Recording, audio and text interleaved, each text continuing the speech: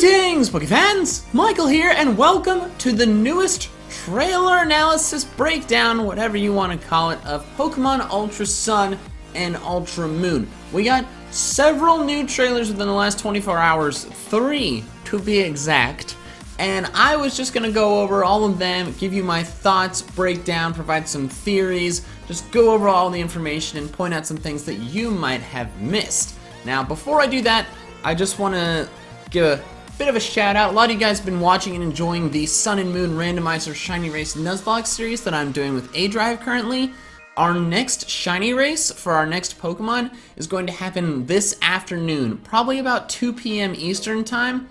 I'll post a link in the comments down below, so you can be sure to watch that, maybe find some super exciting shinies that you can see live. So just wanted to promote that while I have your attention. But anyways, as we dive in with my glasses on so I can more adequately read all of my notes that I have written here on the computer screen below the webcam. The first trailer aired on the Japanese show Ohasuta. I believe I got that name correctly. If I mispronounced it or said it wrong, I apologize. Yesterday evening, so it was in the early morning Japanese time. It was about 6 p.m. here, 6 or 7 p.m. when I was paying attention to it. And that trailer was only uploaded onto the Japanese Pokemon YouTube channel, so if you want to watch it yourself, you have to go to the Japanese Pokemon channel. If you go to the English one, it will not be there. And it was incredibly epic. It was so cool. It's probably the most epic Pokemon trailer they've ever made, and it's in Japanese. The text on the screen is, but I found a rough translation on Reddit, so if something is somewhat incorrect here, I do apologize, but this is the best I can do. There's, Kukui is talking about how long ago Alola was covered in darkness, and obviously referring to Necrozma because this entire game centers around that Pokemon. And then the big text on the screen says that Omen did indeed exist, and then the darkness that covered Alola, like, that was freaking real, like, it's serious. And then this new guy, who we've seen, these weird looking people, we saw them in the poster before, don't really know who they are yet, but we do now, but I'll get to that when I talk about the other trailers. He says that he wonders if Necrozma plans to steal Alola's light, which is like, oh my, that would not be good for the photosynthesis of the plants. So then we see some other really epic scenes. We see Lunala and Necrozma battling around the player at the altar of the moon, and suddenly then we see, oh, I skipped something. Then it shows several UBs. Yes, sorry, lots of notes. Shows several UBs in various cutscene shots, including the new ones, Burst and Assembly. And there's one shot of Guzzlord in front of Nanu, appearing in front of Nanu, which looks really intense. And I'm just wondering how Nanu is gonna react to that, just be like, oh, I see, it's another one of these annoying pieces of crap. And then there's the shot of Necrozma and overtaking Solgaleo as, becoming Dusk main form, and Lily's like, no! And it's like, oh my god. And then suddenly that same scene, there's like light surrounding Dusk main Necrozma, and it's in this weird ominous place that's like, that looks brand new. It looks like a dark ether paradise almost. And we do learn what that place is, but again, I'll get to that when I get to the trailer that actually reveals that. There's a couple other shots. There's one of Xurkitree, there's one of Hala looking at the Guardians flying through the sky, and then we see a shot of us running through this similar seeming place, the ominous place that we know what it is, but well, regardless, we see clear faces of these new characters. They don't have their like eye goggles on, so that's something interesting. Their eyes look kind of angry and scary. But then this next part here is where the translated dialogue especially gets really interesting. Guzma, now keep in mind, these are rough translations, so I can't promise that they're exact. I'm just going off what somebody said on Reddit, so if I'm wrong, I do apologize. But Guzma says something to the gist of, so it's keep the enemy alive to keep us alive as well, huh? Which is like, Ooh. And then Gladion says, if Mom disappears / dies as well, so that's like, the disappears / dies, the translator wasn't sure which word, but if it's like, oh, what's happening to Lucifine? And then Lucifine says, run away, please! He's a monster! And that's like, what? Telling us to run away? Like, I don't recall her ever being concerned about our well-being in the first one, so what is happening to her? Is she getting eaten? I don't know. That's freaking terrifying. So that's obviously very intense. This trailer made it very clear that the story is changing drastically, which is what I really wanted. I talked about how I wanted new Alola forms more than anything, but now it seems like we're probably not gonna get those.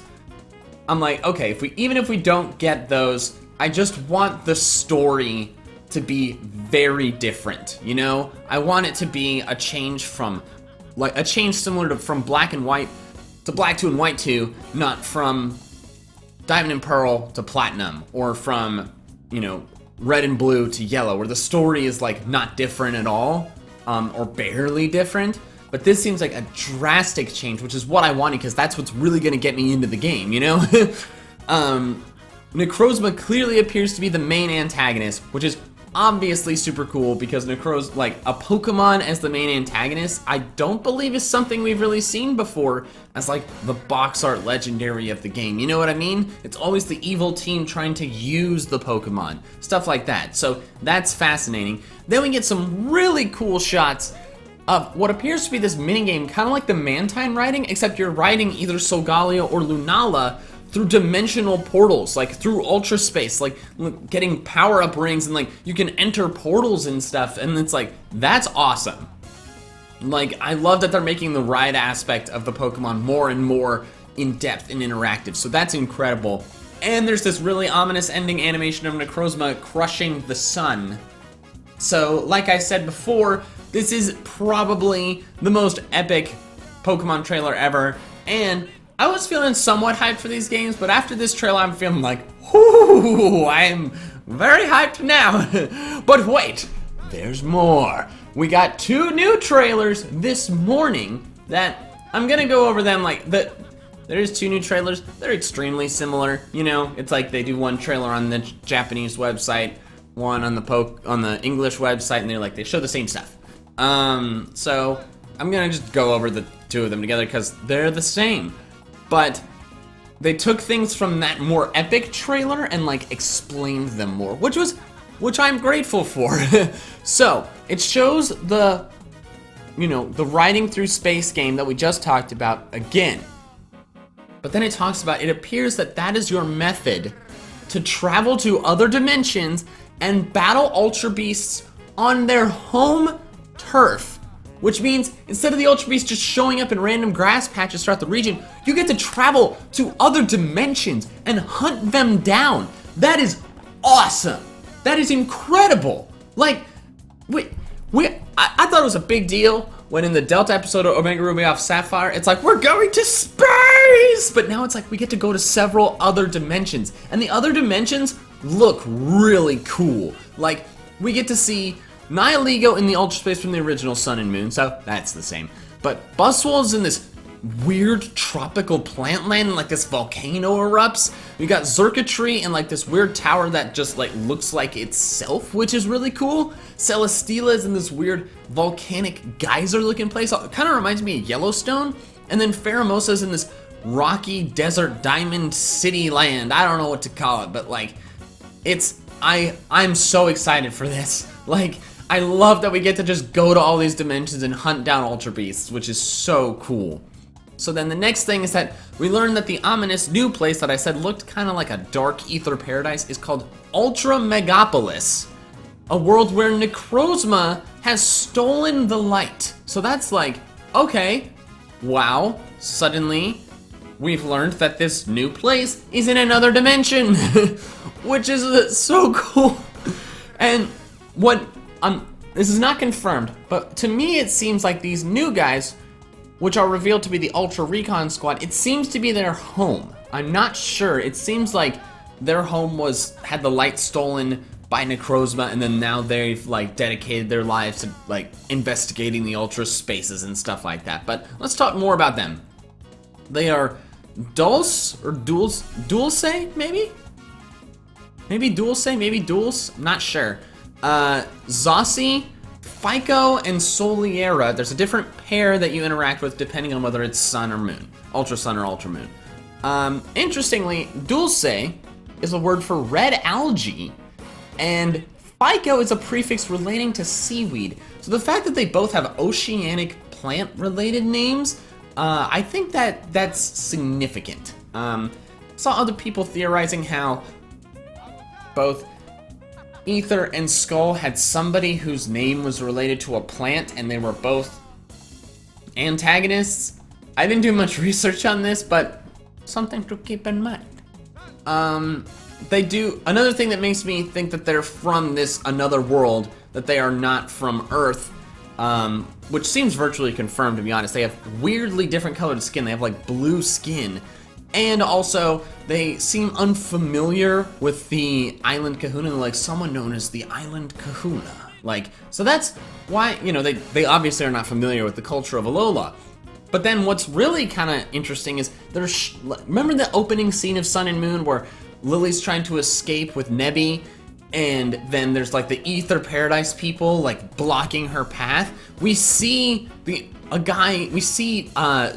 and I think we might see one of the other ones, I'm not sure. We definitely see Dulce blocking someone's path like that. It's not confirmed to be Lily, but the shot is like almost the same. So that makes me think that it's currently unclear whether they're antagonists or allies. I'm leaning towards antagonists, but I believe that there's a solid chance that they are a mix of both. I feel like they're gonna work with you, but then it's gonna end up that your interests don't align, you know?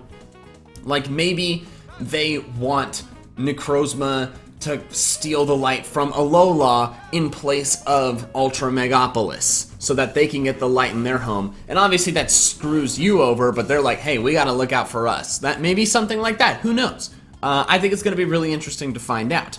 So, but then we get a little bit more information on them, and that ties into the next thing.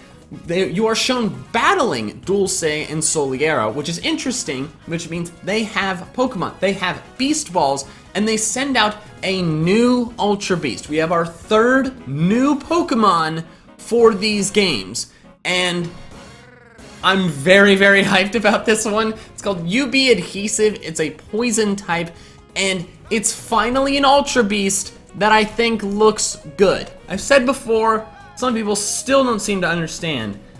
I fully understand that Ultra Beasts are intended to be weird looking. They are intended to be otherworldly. They're intended to be foreign and like, oh, what is that? You know what I mean?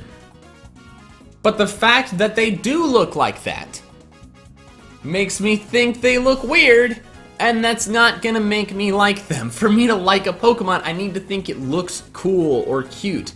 And finally, we have an Ultra Beast that is absolutely adorable. Look at UB Adhesive. He looks like, I saw on Twitter somebody say he looks like one of the cousins from Lilo and Stitch. He's so cute, and like, I really want one. Easily my favorite Ultra Beast already.